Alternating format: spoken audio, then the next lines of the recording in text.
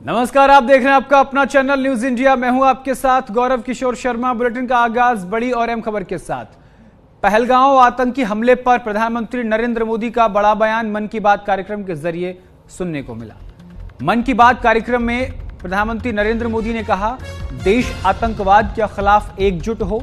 Operation सिंदूर बदलते भारत की तस्वीर है। सेना ने आतंकियों के अड्डे तबाह कर दिए।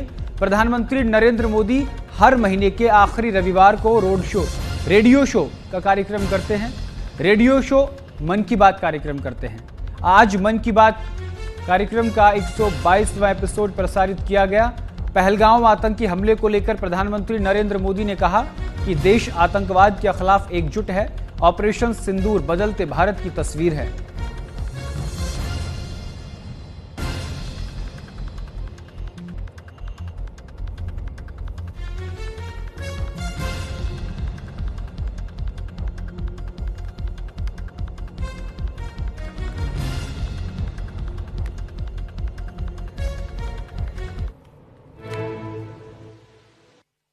मेरे प्यारे देशवासियों, नमस्कार। आज पूरा देश आतंकवाद के खिलाफ एकजुट है, आक्रोश से भरा हुआ है, संकल्पबद्ध है। आज हर भारतीय का यही संकल्प है, हमें आतंकवाद को खत्म करना ही है। साथियों, ऑपरेशन सिंदूर के दौरान हमारी सेनाओं ने जो पराक्रम दिखाया है, उसने हर हिंदुस्तानी का सिर ऊंचा कर दिया है।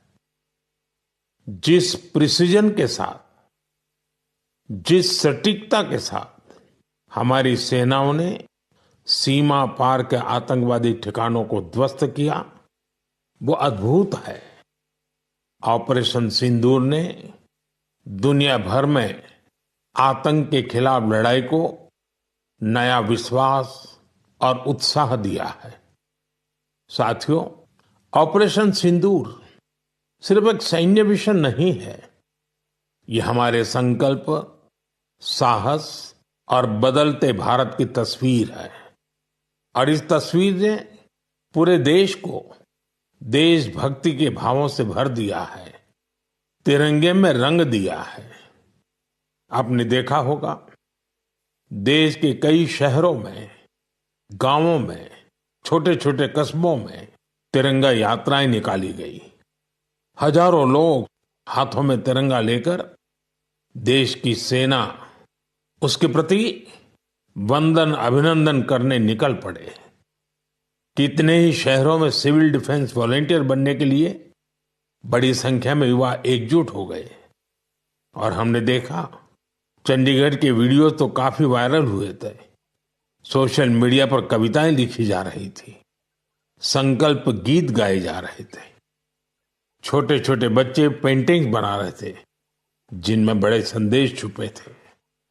मैं भी 3 दिन पहले बीकानेर गया था। वहां बच्चों ने मुझे ऐसी ही एक पेंटिंग भेंट की थी। ऑपरेशन सिंदूर ने देश के लोगों को इतना प्रभावित किया है कि कई परिवारों ने इसे अपने जीवन का हिस्सा बना लिया है। बिहार के कटिहार में, यूपी के कुछ, शिमला के रामपुर में बादल फटने से तबाही का मंजर देखने को मिला। बादल फटने के चलते अचानक बाढ़ आ गई। कई गाड़ियां मलबे में दबी रह गईं। लोगों के घरों में और दुकानों को भारी नुकसान हुआ है। हिमाचल प्रदेश की राजधानी शिमला में शनिवार देर शाम भारी बारिश और बादल फटने की खबर है। रामपुर के पास जगात खाना इलाके में बादल फटने से भारी तबाही मची है। शाम करीब 6 बजे रामपुर के बगलत के जगात खाना क्षेत्र में अचानक बादल फटा, जिसके चलते तेज सैलाब के साथ मलबा नीचे आ गया, जिससे सड़क पर खड़ी कई गाड़ियां बह गईं। फिलहाल किसी जानमाल के नुकसान की पुष्टि नहीं हुई है, लेकिन इलाके में दहशत का माहौल है। प्रशासन ने लोगों से सुरक्षित स्थानों पर रहने की अपील की है।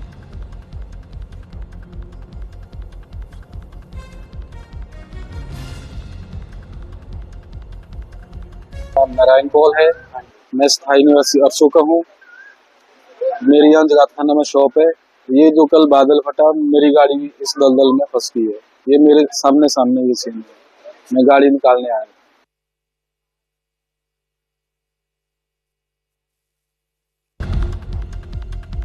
प्रधानमंत्री नरेंद्र मोदी के मन की बात कार्यक्रम का आज 122वां संस्करण प्रसारित हुआ।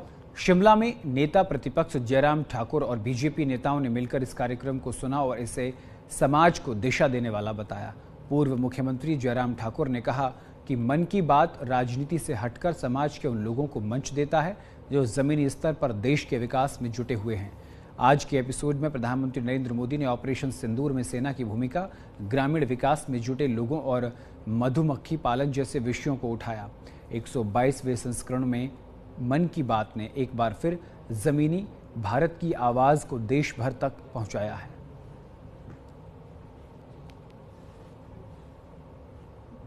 अच्छा काम करते हुए ये कार्यक्रम देश के उन लोगों के लिए समर्पित है जो देश में अलग अलग क्षेत्र में अच्छा काम करते हैं। कुछ को उस काम के करने के बाद उनको पहचान नहीं मिल पाती है, उनको एक प्लेटफॉर्म नरेंद्र मोदी जी के मन की बात के माध्यम से जो एक्सपोजर मिलता है, एक बहुत बड़ी एक उनके लिए प्रसन्नता का विषय है।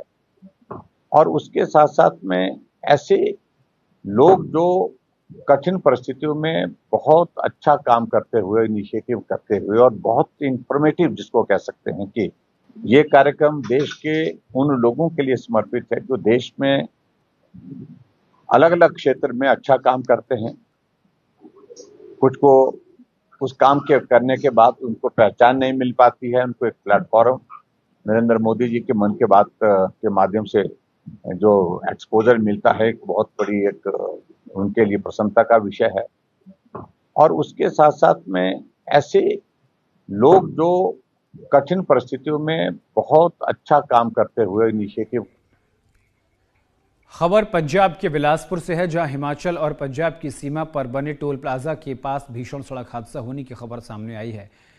हादसा इतना भीषण था कि मौके पर ही एक व्यक्ति की मौत हो गई, जबकि 4 अन्य लोग गंभीर रूप से घायल हो गए हैं।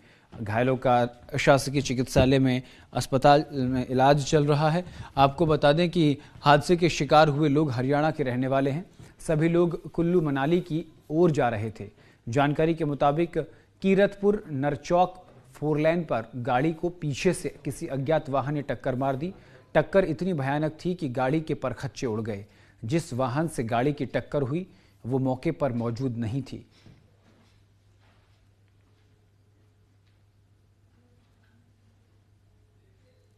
तो मनाली रोड ਤੇ ਉੱਥੇ ਐਕਸੀਡੈਂਟ ਹੋ ਗਿਆ। ਗੱਡੀ ਦੇ ਪਿੱਛੇ ਕਿਤੇ ਟਕਰਾ ਗਈ ਹੈ। ਸਾਨੂੰ ਅੱਧੇ ਘੰਟੇ ਬਾਅਦ ਮੈਸੇਜ ਪਹੁੰਚਿਆ ਹੈ ਤੇ ਅਸੀਂ ਤੁਰੰਤ ਪਹੁੰਚ ਗਏ ਆ ਤੇ ਜਿਹੜੇ ਬੰਦੇ ਸੀਰੀਅਸ ਤੇ ਉਹ ਅਸੀਂ ਰੈਫਰ ਕਰਤੇ ਆ, ਭੇਜਤੇ ਆ ਐਂਬੂਲੈਂਸ ਵਿੱਚ। ਅਨੰਦਪੁਰ ਸਾਹਿਬ ਇੱਕ ਬੰਦਾ ਐਕਸਪਾਇਰ ਹੋ ਗਿਆ ਡੈਡ ਐਟ ਦੀ ਸਪੋਟ ਹੀ, ਤੇ ਉਹਦੀ ਡੈਡ ਬੋਡੀ ਵੀ ਅਸੀਂ ਅਨੰਦਪੁਰ ਸਾਹਿਬ ਹਸਪੀਟਲ ਛੱਡ ਆਏ ਆ। ਤੇ ਬਾਕੀ ਅਨੰਦਪੁਰ ਸਾਹਿਬ ਤੋਂ ਉਹਨਾਂ ਨੇ 4 ਹੀ ਬੰਦੇ, ਜਿਹੜੇ 2 ਲੇਡੀਜ਼ ਸੀ ਤੇ ਇੱਕ ਬੱਚਾ ਹੈ ਤੇ ਸ਼ਾਇਦ ਇੱਕ ਬੰਦਾ ਹੈ ਡਰਾਈਵਰ ਹੈ ਜਿਹੜਾ ਕਨੈਕਟਰ सीट ਤੇ ਬੈਠਿਆ ਸੀ, ਉਹ ਐਟ ਦੀ ਸਪੋਟ ਡੈਡ ही हो गया ਉੱਥੇ। ਤੇ ਬਾਕੀ ਬੰਦੇ ਹੈ ਜੀ ਉਹ ਚਲੇ ਗਏ, ਉਹਨਾਂ ਨੂੰ ਰੈਫਰ ਕਰਤਾ ਚੰਡੀਗढ़। और बरनाला पुलिस ने बुजुर्ग महिला की बालियां छीनने वाले 2 आरोपियों को 24 घंटे के अंदर गिरफ्तार कर लिया है। वारदात का सीसीटीवी वीडियो हाल ही में सोशल मीडिया पर वायरल हुआ था। वारदात बरनाला में एक बुजुर्ग महिला के साथ हुई थी, जहां बाइक सवार 2 युवक उनकी सोने की बालियां छीनकर फरार हो गए। सीसीटीवी की मदद से पुलिस ने 24 घंटे में आरोपियों को पकड़ लिया। गिरफ्तार आरोपियों में सुखबीर सिंह और परमजीत सिंह शामिल है, जिनके खिलाफ पहले से भी कई आपराधिक मामले दर्ज हैं। पुलिस ने आरोपियों के पास से चोरी की गई बालियां और वारदात में इस्तेमाल की गई बाइक भी बरामद कर ली है। बरनाला पुलिस की इस त्वरित कार्रवाई की सराहना हो रही है, लेकिन वारदात से ये भी साफ है कि शातिर अपराधी अब बुजुर्ग को भी नहीं बख्श रहे हैं।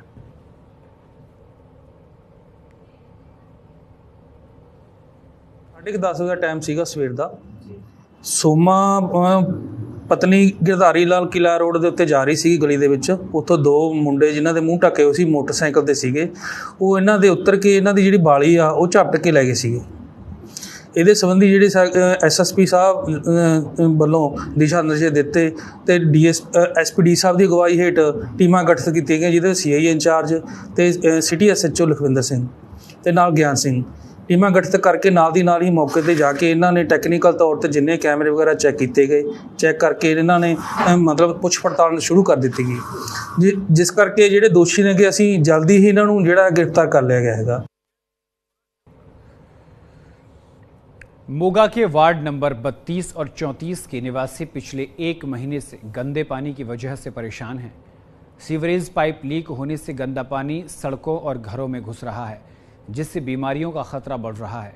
गर्मियों में बढ़ती इस समस्या के कारण मोहल्ले में बदबू फैल रही है और लोग दस्त और उल्टियां जैसी बीमारियों से भी ग्रसित होने से डर रहे हैं। वार्ड के काउंसलर हरिराम और बूटा सिंह ने बताया कि सीवरेज बोर्ड ने 3 किलोमीटर पाइप बदलने का टेंडर पास कर लिया है। जल्द ही काम शुरू होगा और समस्या का समाधान किया जाएगा।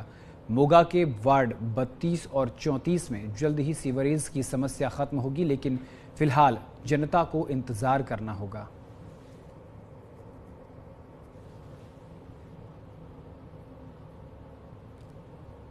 हमदर्दी है क्योंकि सानू उन्होंने चुन के भेजा तो सानू उम्मीद है हुण ये काम बहुत जल्दी हो जाऊगा। असीं तो नगर निगम नूं ही कहना, नगर निगम की जिम्मेवारी है, नगर निगम जिसनूं भी रिलेटेड है उन्होंने कहणगे और इसका मसला जल्दी तो जल्दी हल करवा रहे हैं। असीं भी इस गल दे नाल सहमत हाँ। असीं पुरजोर सारे अफीसर साहिबानां नूं बेनती करांगे भी इहदा मसला जिहड़ा है ना, लोकां दी गर्मी है तो उत्थे बदबू फैलदी है, लोग परेशान है, भी जल्दी तो जल्दी इहदा मसला हल किया जाए। ਇਹ ਗੰਦੇ ਨਾਲੇ ਦਾ ਸੀਵਰ ਦਾ ਪਾਣੀ ਆ ਰਿਹਾ ਜੀ, ਬਹੁਤ ਚਿਰ ਹੋ ਗਿਆ ਹੈ। ਇਹ ਪਾਣੀ ਅਸੀਂ ਐਮਸੀ ਨੂੰ ਵੀ ਕਿਹਾ ਹੈ, ਸਾਡੀ ਕੋਈ ਸੁਣਵਾਈ ਨਹੀਂ ਹੁੰਦੀਗੀ ਤੇ ਇਹ ਸਾਰੀ ਸੜਕ ਸਾਡੀ ਸਿੰਮੀ ਜਾਂਦੀ ਆ, ਨੰਗਿਆ ਨਹੀਂ ਜਾਂਦਾ ਇੱਥੋਂ ਦੀ ਕਿਤੋਂ ਵੀ। ਸਾਰੀ ਰਾਤ ਜਾਣੀ ਕਿ ਸਾਰਾ ਪਾਣੀ ਆਏ ਚੱਲਦਾ, ਘਰਾਂ ਦੇ ਅੰਦਰ ਤੱਕ ਵੜਨ ਚੱਕ ਜਾਂਦਾ ਹੈ। ਇਹ ਜੀ ਸੜਕ ਦੇ ਵਿੱਚ ਪਾਣੀ ਰੁਕਿਆ ਹੋਇਆ ਜੀ, ਨਗਰ ਨਿਗਮ ਦਾ ਕੋਈ ਨਹੀਂ ਹੱਲ ਕਰ ਰਿਹਾ ਜੀ। ਸਾਡੇ ਲੰਘਦਿਆਂ ਨੂੰ ਸਾਰਿਆਂ ਨੂੰ ਪ੍ਰੋਬਲਮ ਆਉਂਦੀ ਹੈ ਜੀ, ਘਰਾਂ ਦੇ ਵਿੱਚ ਵੜਦਾ ਜੀ ਪਾਣੀ, ਕੋਈ ਐਮਸੀ ਕੋਈ ਹੱਲ ਨਹੀਂ ਕਰ ਰਿਹਾ ਜੀ ਇਹਦਾ। ਸਾਰੇ ਮਹੱਲਾ ਨਿਵਾਸੀ ਖੜੇ ਹੋਏ ਆ ਜੀ, ਅਸੀਂ ਬਹੁਤ ਤੰਗ ਆ ਜੀ ਇਹ ਪਾਣੀ ਤੋਂ। ਕੰਪਲੇਂਟ ਵੀ ਕੀਤੀ ਕਿਤੇ? ਕੰਪਲੇਂਟ ਨਗਰ ਨਿਗਮ ਚ ਕੀਤੀ ਹੈ ਜੀ, ਪਰ ਉਹਨਾਂ ਨੇ ਸੁਣਵਾਈ ਨਹੀਂ ਕੀਤੀ ਜੀ ਇਸ ਚੀਜ਼ ਦੀ। ਹੌਦੀ ਬਣੀ ਹੋਈ ਸੀਗੀ ਜੀ, ਇਹ ਹੌਦੀ ਦਾ ਹੁਣ ਪਾਣੀ ਲੀਕੇਜ ਹੋਇਆ ਵਾ।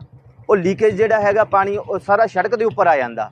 ਇਹ ਜਦੋਂ ਵੀ ਮੋਟਰਾਂ ਚਲਾਉਂਦੇ ਹੈਗੇ ਆ, ਉਹ ਜਦੋਂ ਮੋਟਰਾਂ ਚੱਲਦੀਆਂ ਉਦੋਂ ਹੀ ਇਹ ਪਾਣੀ ਓਵਰਫਲੋ ਹੋ ਕੇ ਸਾਰੇ ਇੱਥੇ ਸੜਕ ਦੇ ਉੱਪਰ ਆ ਜਾਂਦਾ ਵਾ, ਔਰ ਸੜਕ ਦੇ ਉੱਪਰ ਆ ਕੇ ਉਸ ਤੋਂ ਬਾਅਦ ਲੋਕਾਂ ਦੇ ਘਰਾਂ ਦੇ ਵਿੱਚ ਆ ਜਾਂਦਾ ਹੈਗਾ ਜੀ। ਔਰ ਹਰ ਇੱਕ ਬੰਦੇ ਨੂੰ ਲੰਘਣ ਲੱਗੇ ਇੰਨੀ ਮੁਸ਼ਕਲ ਆਉਂਦੀ ਹੈ ਜੀ।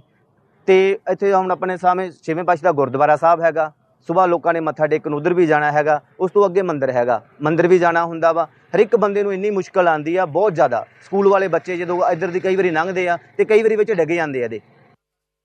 ਇਹ ਪਾਣੀ ਜਿਹੜਾ ਕਿ ਅਸੀਂ ਕਹਿ ਸਕਦੇ ਹਾਂ ਸੀਵਰੇਜ ਬੋਰਡ ਜਿਹੜਾ ਕਿ ਵਾਟਰ ਸਪਲਾਈ ਪੰਜਾਬ ਦਾ ਜਿਹੜਾ ਕਿ ਟ੍ਰੀਟਮੈਂਟ ਪਲਾਂਟ ਆ, ਟ੍ਰੀਟਮੈਂਟ ਹੋੜ ਪਲਾ ਕੇ ਇਹ ਜਿਹੜੀ ਆਪਾਂ ਕਹਿ ਸਕਦੇ ਹਾਂ ਜਲੰਧਰ ਕਲੋਨੀ ਤੋਂ ਲੈ ਕੇ ਤੇ ਕੈਬਰੇ ਸਕੂਲ ਦੀ ਬੈਕ ਸਾਈਡ ਤੱਕ ਜਿਹੜੀ ਕਿ 3 ਕਿਲੋਮੀਟਰ ਦਾ ਜਿਹੜਾ ਏਰੀਆ 3 ਕਿਲੋਮੀਟਰ ਦਾ ਜਿਹੜਾ ਏਰੀਆ ਕਿ ਇਹ ਅਸੀਂ ਟੈਂਡਰ ਸਾਡਾ ਲੱਗ ਚੁੱਕਿਆ ਵਾ।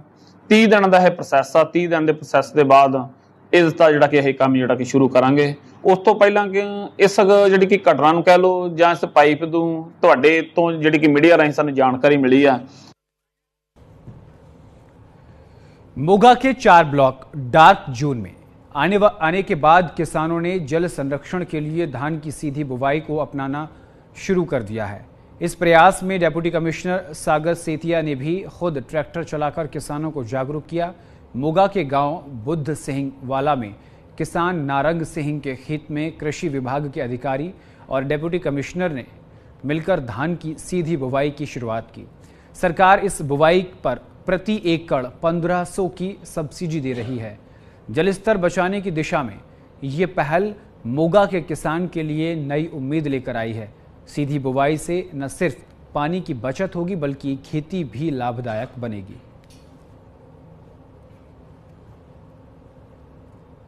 8-9 साल तो मतलब लगातार ही करते आ रहे हैं।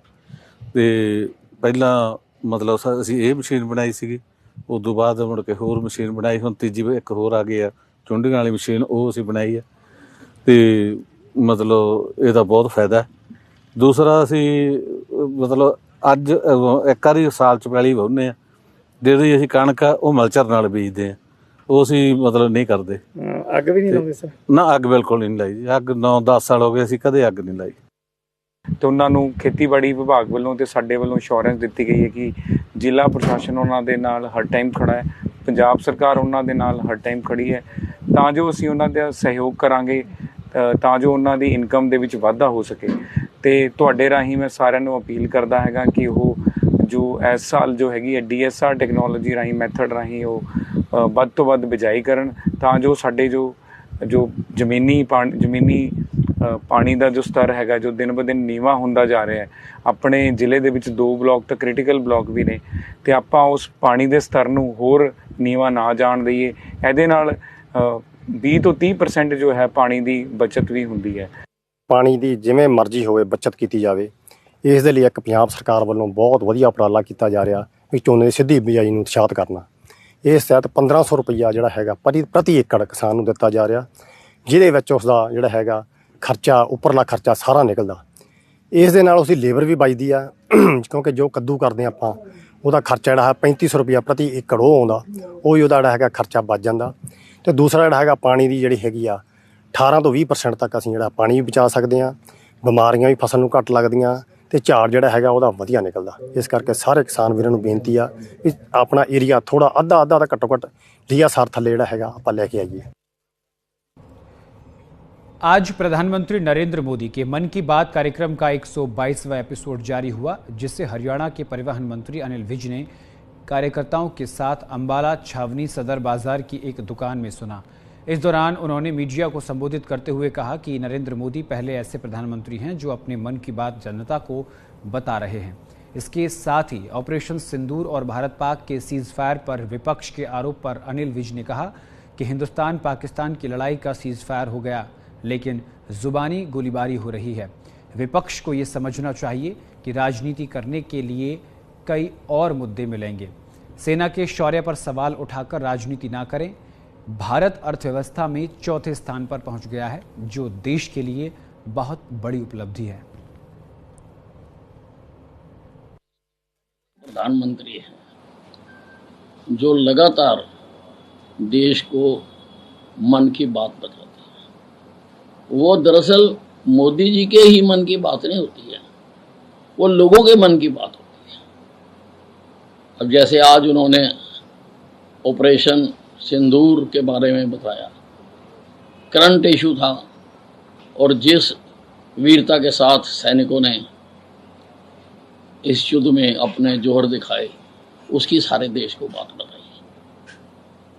उसी प्रकार से देश में जो नक्सलाइट मूवमेंट है उसके बारे में भी उन्होंने बात की। पर्यावरण की रक्षा के लिए जो शेरों का संख्या बढ़ती जा रही है वो भी उन्होंने जिक्र किया, और जो ड्रोन दीदी है जिसके माध्यम से बहुत सारी महिलाएं लाभान्वित हुई हैं, उनको लाभ मिला है, उसका भी उन्होंने जिक्र किया। इस प्रकार से सभी जो इम्पोर्टेंट विषय होते हैं, जैसे शहद कहीं बनाया जा रहा है तो उसका उन्होंने जिक्र किया।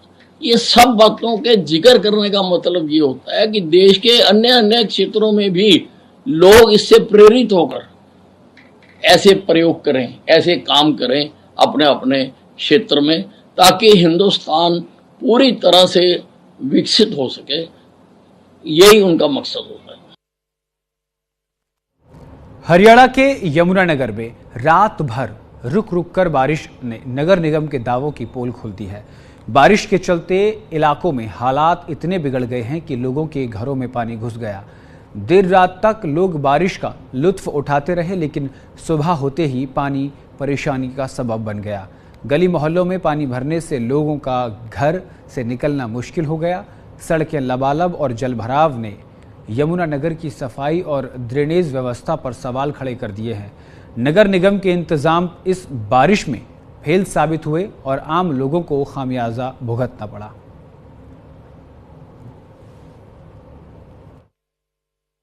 पिछले आधे घंटे से कोशिश कर रहा हूँ मैं किस तरह पहुंचूंगा। जिस गली में भी जा रहा हूँ वहीं सीवर चौक है, वहीं गली के अंदर गोटे गोटे पानी भरा हुआ है। अभी मैं यहाँ से निकलने की कोशिश कर रहा हूँ, मेरी गाड़ी बीच में बंद होगी सर।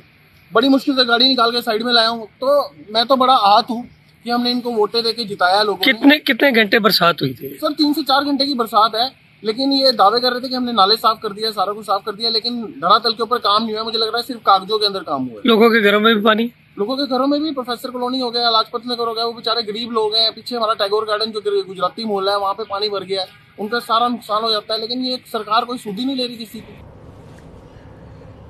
साइबर सिटी गुरुग्राम में पायलट अभियान शुरू हो गया है। गुरुग्राम सिंगल यूज प्लास्टिक मुक्त शहर बनेगा। 3 महीनों में पॉलीथीन मुक्त करने का लक्ष्य रखा गया है।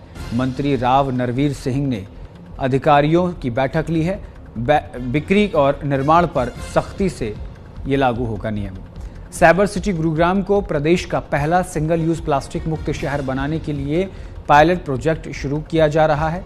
पर्यटन मंत्री राव नरवीर सिंह ने अधिकारियों को निर्देश दिए हैं कि वे गुरुग्राम को 3 महीने के भीतर पॉलीथीन मुक्त कराने और करने का लक्ष्य पूरा करें।